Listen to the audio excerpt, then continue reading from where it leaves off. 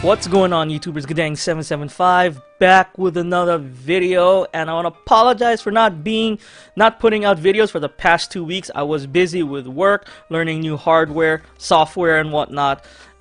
Folks been following my channel. I follow Mooch and Crap, and I've become the producer of their MNC show podcast. Okay, that the date alternates. Sunday, Thursday, I mean, for the most part, but this coming week it'll be on Thursday for the next 2 weeks. We don't know if we'll go back to Sunday after, but I've become the producer, so I'm learning OBS and whatnot, and it's been complicated. Okay, it's been tough. Okay, learning all this new stuff. But yeah, Mooch came to me like a couple weeks ago, well, probably a week and a half ago, and asked me to be the producer, and I accepted.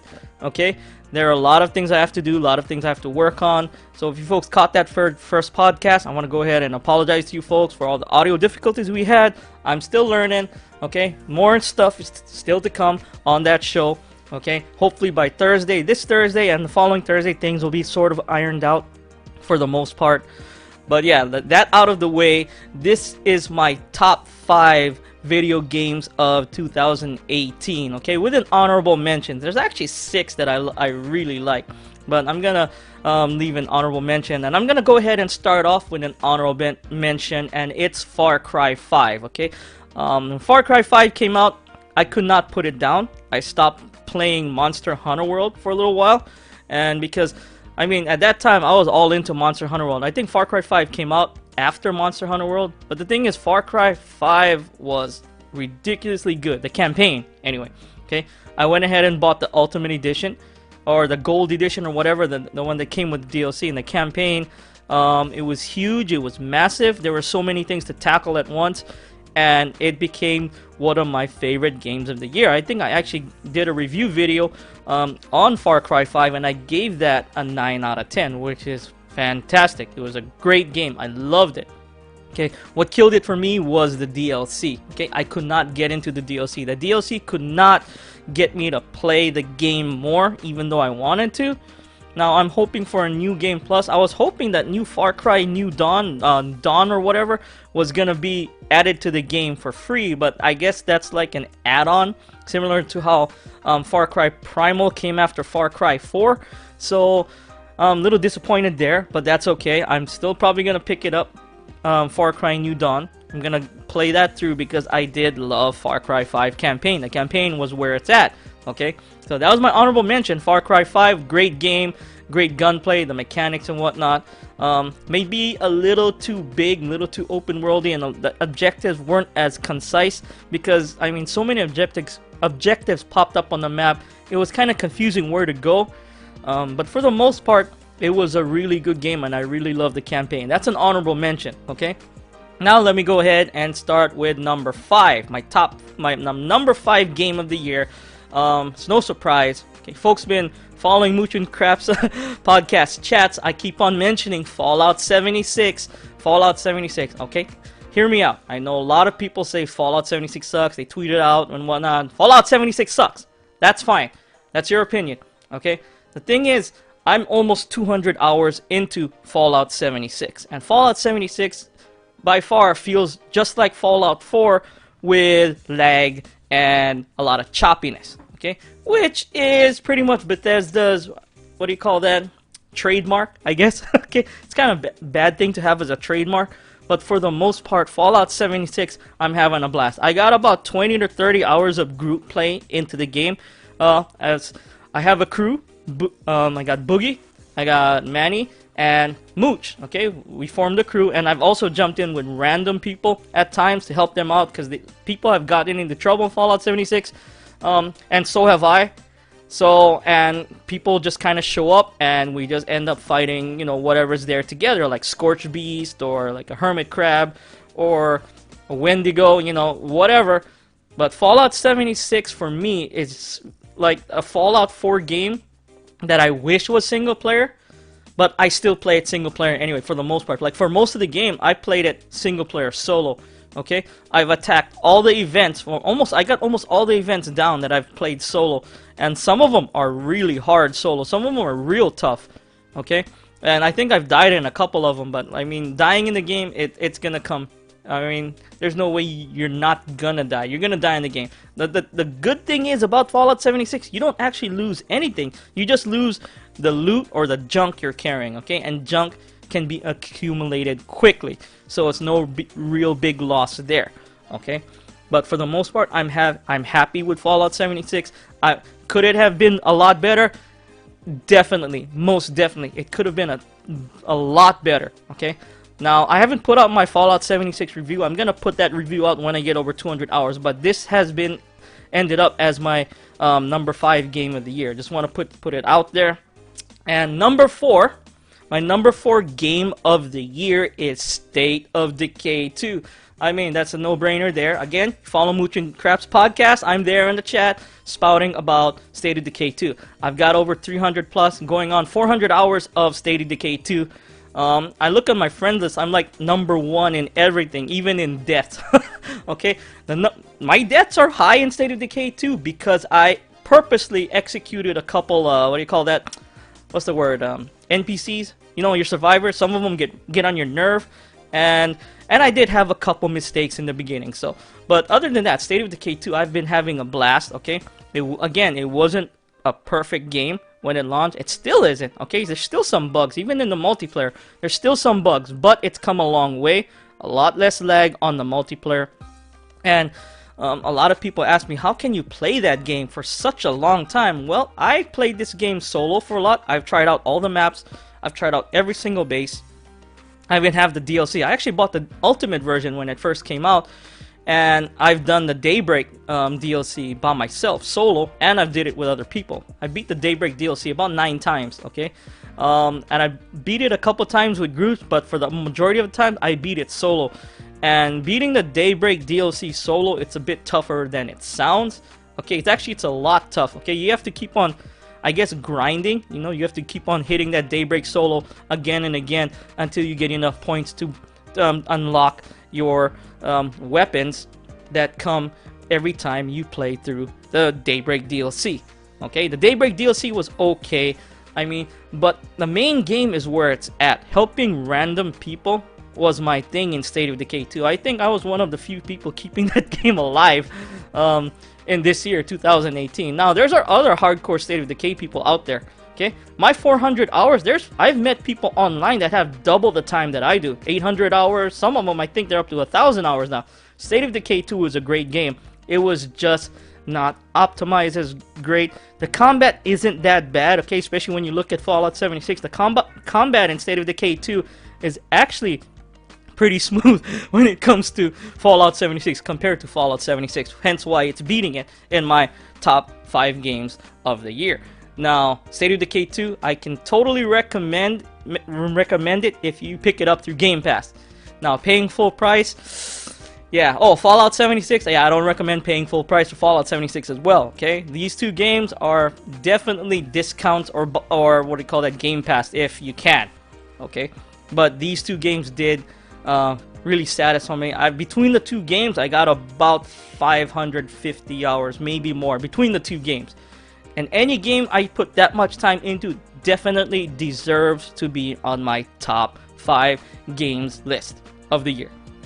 Okay, number 3, Monster Hunter World. Now, this game came out of nowhere this year, okay? And this game is basically, I've got about 300 plus hours. I forgot. I'll leave a little screenshot of the time in of all the games that I played, except maybe God of War, because it doesn't really... Shoot! I spoiled one of my Game of the Years. No, but seriously, I'll leave a little timestamp, a little screenshot of how many hours I played each game. But this game is phenomenal. Phenomenal, okay?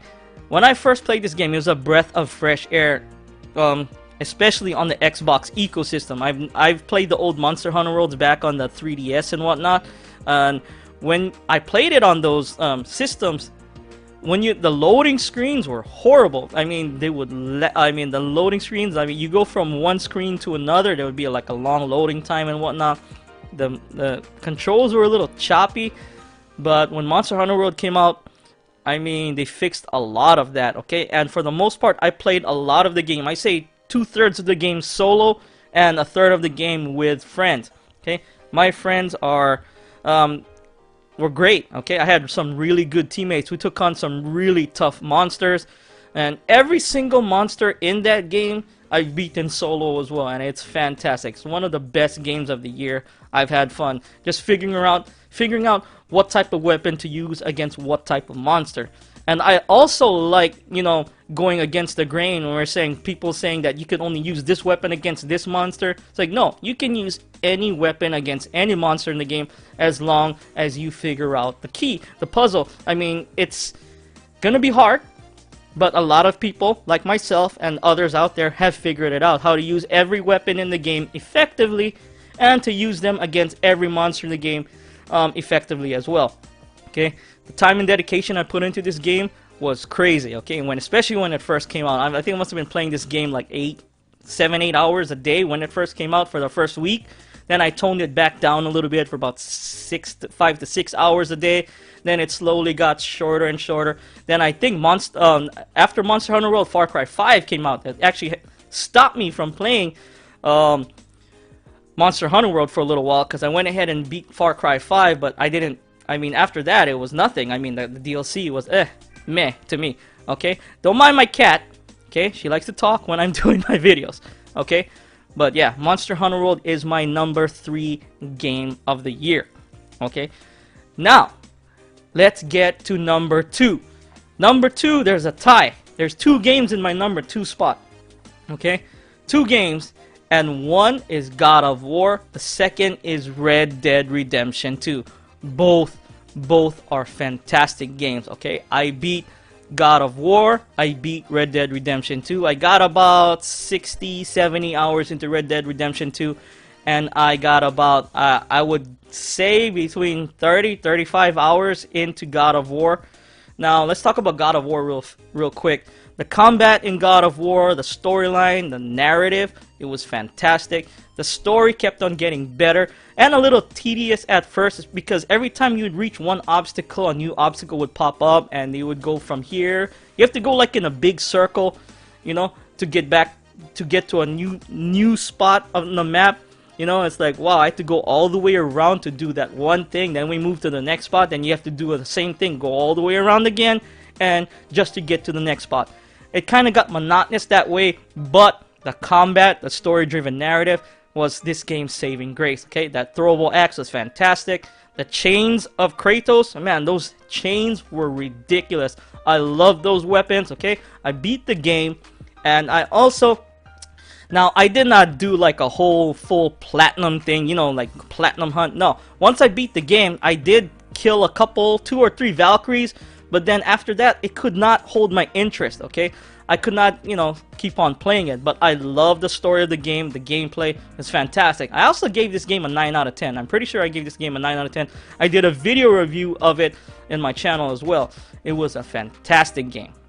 Alright, God of War was fantastic, and it definitely deserved to win Game of the Year at the Game Awards. Okay, it was a toss-up between the games on my top 3 games that I have on this list. It was a toss-up between my top 2, actually. Well, 3, because there's a tie for 2.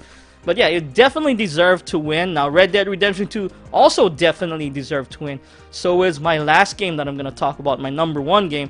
I think they all definitely deserve to win. Okay? Now, Red Dead Redemption 2, wow, I put 60 plus hours into the game. Maybe a little bit less, okay? I blasted through Red Dead Redemption 2. Now, there are a bunch of side quests that I probably missed, but I did quite a few, especially like the random encounters, you know, where you help the lady out and whatnot. You know, she needs help, her horse dies, or you gotta suck the poison out of the guy on the road, you know, where he's dying, he got bit by a snake, then he buys you something like a gun later on in the game to say thank you. Now, this living, breathing, open world, this western world in Red Dead Redemption 2, I mean, it literally blew my mind when I first saw it. The graphics, especially on the Xbox One X, was fantastic. Now, the gameplay, it was great, but it was a little clunky. I did have a little glitch in the beginning of the game where the controls were messed up. Excuse me, when the controls were messed up, but I did a little video on it, but I got it to work. I had to play it in an alternate control setting, or alternate gamepad setting, because the original gamepad setting that was there, the default, was not working for me, which is strange. It was a weird glitch. I think I was like one of the only people that happened to. I did a video about it and everything. You know, the controls were not working for me, so I switched it over to the alternate controls and it worked. So it was strange. But Red Dead Redemption 2, the cinematic scenes with the music blended in after, you know, major gunfights, it was phenomenal. I will remember this game till I die, because the things that happened in this game, it makes you feel for Arthur Morgan, okay? It was a great game, okay, and I can totally understand the redemption part. Now, I played the game as a good guy. I was a goody two-shoes. I wasn't an a-hole, and that's why that redemption thing kicks in. So I'm pretty sure I got the good ending. Now, I know there is different endings. I think there are 3 endings. I could be wrong. But as for what I played through, the game was phenomenal, and the epilogues that happen after, it makes, when you do those epilogues, it makes you want to play Red Dead Redemption 1 all over again, and I think I will be jumping on Red Dead Redemption 1, playing it through again, just because of this game. Not now, because I have a ton of backlog games, but as soon as some of that backlog is out, hopefully I can get back to playing Red Dead Redemption 1. So that was my number 2 game of the year. There's a tie between God of War and Red Dead Redemption 2. Now, my number 1 game of the year. Okay, folks been following my channel, whatnot. You folks know I loved Assassin's Creed Odyssey and the direction they went into, and that is my game of the year. Assassin's Creed Odyssey was fan-freaking-tastic. One of the best games I've ever played. Once I started playing Assassin's Creed Odyssey, I could not stop. I could not put it down. I could not get back into, well, I think Red Dead came after. I think I finished the game before Red Dead Redemption 2 came out, because I have, right now, I think I have about 180 hours into Assassin's Creed Odyssey. I haven't played the new DLC yet, but I have beaten the free DLC, like the new monster that came out, stair ropes and whatnot. I've taken them down. The Lost Tales, I did a few of those. Now, I am going to jump back in and do the DLC, the First Blade, and let you folks know what I think about it. But I think it's the direction of Assassin's Creed, I like it, okay? Especially how they ended it. Now, a lot of people are conflicted here. Some people don't like the ending. Well, I definitely do, because it totally leaves open the fact. Now, I'm not going to drop any spoilers, but the ending leaves open how the story can continue, especially with your main character in this game. And for my main character, there's no doubt beyond my mind, it had to be Cassandra, okay? Now, Alexios is cool and whatnot, but I mean, Cassandra was the deal, okay? I mean, I use her, and then once the New Game Plus comes out, I'm gonna start a New Game Plus, and it'll be with Cassandra. And I took a ton of screenshots of Cassandra. I took a ton of screenshots everywhere, upload them to that Ubisoft thing, you know, and I kept on uploading them to Twitter. Now, I got almost 1,000 gamer score on this thing. Now, there's a few things that I didn't do, but I'll probably get there sooner or later. I'll get 1,000 gamer score. Now, I don't really care about gaming score unless a game like this comes around that really interests me. And this is one of those games that I would like to finish with 1,000 gamer score. My State of Decay one too, I'm over 1,000 gamer score, I think, in that one as well. So I mean, I don't really care about gamer score, but this game for me made me want to go back and keep on playing this game. And I will be getting back to this game, especially now since once I'm done with Fallout 76, the main faction quest, I'm gonna jump back out of Fallout onto Assassin's Creed Odyssey. I'm gonna be playing Ashen, Mutant Road Zero. I'll be playing all of that. I'll be playing my backlog on games, attacking it. But Assassin's Creed Odyssey, the gameplay, the fighting, the mechanics, it's very similar to The Witcher and Assassin's Creed. It's kind of a mix. Well, it's more towards The Witcher. I mean, they lost more of that stealth thing with Assassin's Creed, and even though when you get powerful later on, sometimes the stealth kills don't instantly kill. You might have to do it twice. Like what I used to do, I would do my stealth kill, and it would be like just a little stab, and they'd be like, oh, the character would just lose most of his life, but he'd still be alive. That's when I do one of my overpower moves to chop that character down, that NPC down, and basically, what you call that? Just basically take him out stealthy that way. So it is very RPG-ish, okay? The way you level up, the way you level up your character and whatnot, the way you level up your boat, your abilities, your henchmen. You can have like you can have a person fighting next to you, and which is great. You can have Alexios, you can have the dude from Assassin's Creed Origins, you can have Evie. I mean, this game, I love the way they made this game, okay? And the music, very similar to Witcher 3. The girl singing, yeah, yeah. She's singing and whatnot. It's very reminiscent, and I love it, okay? I can't get enough of Assassin's Creed Odyssey. One of the best games I've ever played, ever. One of the best, okay? That is my #1 game of the year. Let me know what you folks think about my list, and what are your games of the year. Let me know in the comments down below. It's Guddang 775. I want to thank you folks for watching this video. If you like this video, hit that like button, subscribe to my channel for more videos every few days, hopefully. If you didn't like this video, hit that dislike button. Let me know in the comments down below. I do appreciate the criticism. It's Guddang 775. Thanks for watching. Peace out.